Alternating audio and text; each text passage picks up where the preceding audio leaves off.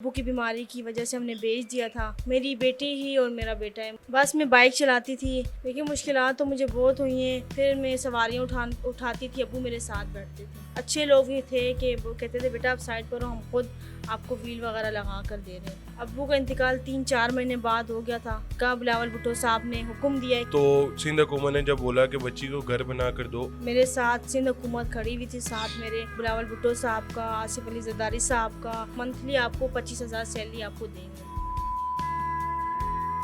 बिस्मिल्लाहिर्रहमानिर्रहीम। पाकिस्तान स्टोरीज़ के साथ मैं हूं मोहम्मद आफ्ताब। नाजरीन, इस वक्त मेरे साथ मौजूद नौजवान लड़की को आप देख सकते हैं। इन्होंने अपनी ज़िंदगी में बहुत मेहनत की। इन्होंने एक मर्द का किरदार निभाया है अपनी ज़िंदगी में। ये खुद रिक्शा चलाकर मेहनत करती रही हैं और इनको इनकी मेहनत का सिला इनकी ज़िंदगी में ही मिला है। आइए इनसे जानते हैं कि इनको क्या वो सिला मिला है। अस्सलाम वालेकुम। वालेकुम अस्सलाम। अच्छा अलीशा, आप ये बताएं कि आपकी स्टोरी क्या है, आप क्या करती रही हैं अपनी ज़िंदगी में, आप बताएं अपने स्टार्टिंग के बारे में। जी बस मेरे अब्बू जो हैं बीमार थे। हमने अपना घर था हमारा, जो अब्बू की बीमारी की वजह से हमने बेच दिया था। तो बस कुछ पैसे रह गए थे, हमने अपना रिक्शा ख़रीद लिया था। फिर जो अब्बू हैं, अब्बू ने कहा कि रिक्शा ख़रीदने के बाद अब्बू ने कहा मैं बाहर दूँगा। मैंने कहा नहीं अब्बू, मैं ख़ुद चलाऊँगी। तो अब्बू ने भी कहा चलो ठीक है, आप देखें आप चला सकती हैं तो सही है। फिर मैंने चलाया, मैंने सीखा। फिर मैंने कहा कि भाई, और अब्बू ने भी कहा कि देखो कोई कमाने वाला नहीं है, मेरी बेटी ही और मेरा बेटा है। मुझे कह रहे हैं कि बेटा आपने बस घर को चलाना है। तो बस फिर मैंने रिक्शा चलाना सीखा।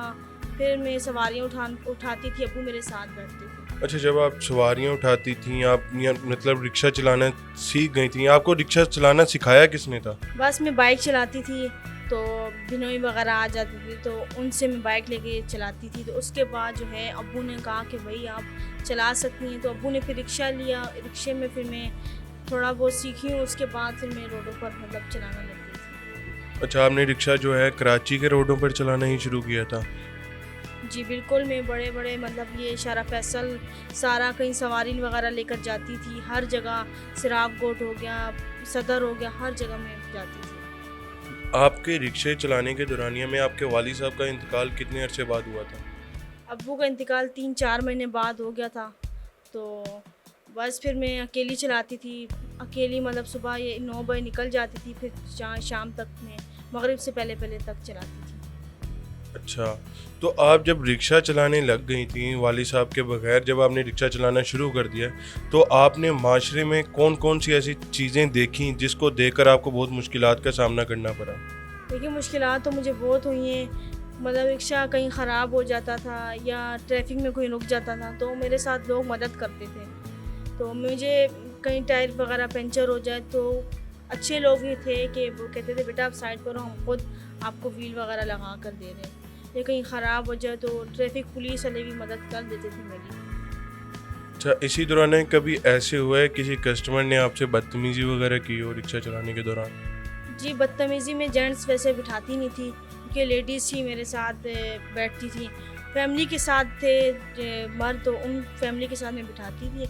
तो वैसे मैं मतलब लेडीज़ से ही सवारियाँ उठाती थी। अच्छा, आप ये बताएं कि आप सिंध हुकूमत तक कैसे पहुंचे और सिंध हुकूमत ने आपको कौन सा तोहफा दिया? जी बस सिंध हुकूमत मेरी एक्सप्रेस न्यूज़ में मेरी ख़बर चली, आयशा खान अंसारी मुझे मिली। उन्होंने मेरी ख़बर सिंध हुकूमत तक पहुंचाई। तो उन्होंने फिर मेरे साथ फयाज जतोई सर ने, नवाब अली वसान सर ने रब्ता किया। उन्होंने कहा कि बेटा हम आपको मकान शारा फैसल के अंदर प्लाट ढूंढ के आपको मकान बना कर देंगे। उनका बिलावल भुट्टो साहब ने हुक्म दिया है कि भाई बच्ची को जल्द से जल्द मकान प्लाट ढूंढ के उनको मकान बना कर दें। फिर उन्होंने मेरे लिए मकान प्लॉट ढूंढा, फिर मुझे मकान बना कर दिया। फिर अभी मुझे मेरी जॉब का भी बोला, तो मेरी जॉब भी नहीं लगी। मेरी 8 तक पढ़ी हुई हूँ मैं। तो कहने बेटा आप मिडिल हो तो इस वजह से आपकी जॉब नहीं लग सकती, पर मैं आपके साथ इतना करेंगे कि मंथली आपको 25,000 सैलरी आपको देंगे। घर बैठे बैठे अभी 25,000 आपको सैलरी मिल रही? जी बिल्कुल 25,000 मुझे सैलरी देंगे। अच्छा, इसी दौरान ये जब आपकी स्टोरी वायरल हुई थी काफ़ी, तो सिंध हुकूमत ने जब बोला कि बच्ची को घर बना कर दो, उसी दौरान भी आप घर जो है रेंट पे रह रही थी, क्या कर रही थी तब आप? जी अब भी मैं रेंट में रह रही थी, क्योंकि मेरी स्टोरी मतलब चली ना। तो उसके बाद उन्होंने मेरे साथ वादा किया था कि बेटा हम आपको मकान देंगे। फिर कुछ मुश्किलात हैं बीच में, जो नवाब सर ने कहा बेटा आप सब्र करें, इंशाल्लाह मेरी पूरी कोशिश है कि आपको मकान बना कर भी देंगे और शारा फैसल के अंदर ही देंगे। फिर नवाब सर ने मुझे मकान की चाबी हैंड ओवर की, मेरे घर की इफ्तिताह की।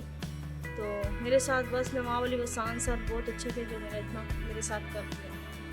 अच्छा, जब बिलावल भुट्टो साहब ने ऐलान किया था कि बच्ची को जल्द से जल्द घर दिया जाए, तो उसके कितने टाइम बाद आपको ये घर जाकर मिला था?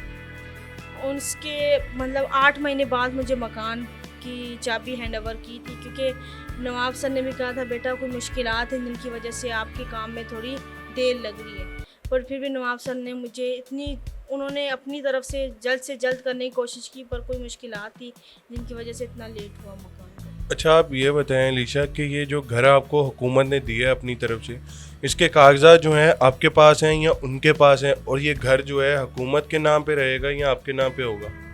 जी, ये मेरे नाम पर करके दिया उन्होंने। तो अभी ट्रांसफ़र के लिए फ़ाइल दी हुई है, ट्रांसफ़र करवाने के लिए।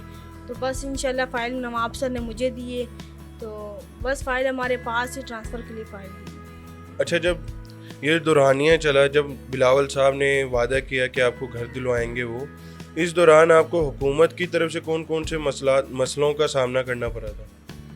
मुश्किलात तो मुझे बहुत आई थी, क्योंकि मेरे साथ सिंध हुकूमत खड़ी हुई थी साथ मेरे, तो मेरा साथ बहुत दिया। नवाब सर ने भी, फयाज जतोई सर ने भी और बिलावल भुट्टो साहब ने भी हुक्म दिया कि भाई बच्ची को आपने घर शारा फैसल में ढूंढ के देना है। तो आप अपनी तरफ से अब क्या सिंध हुकूमत को पैगाम देना चाहेंगे?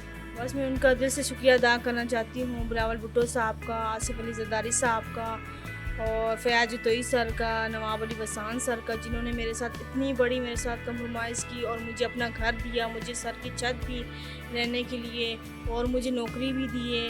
तो मैं अपने दिल से शुक्रिया अदा करना चाहती हूँ।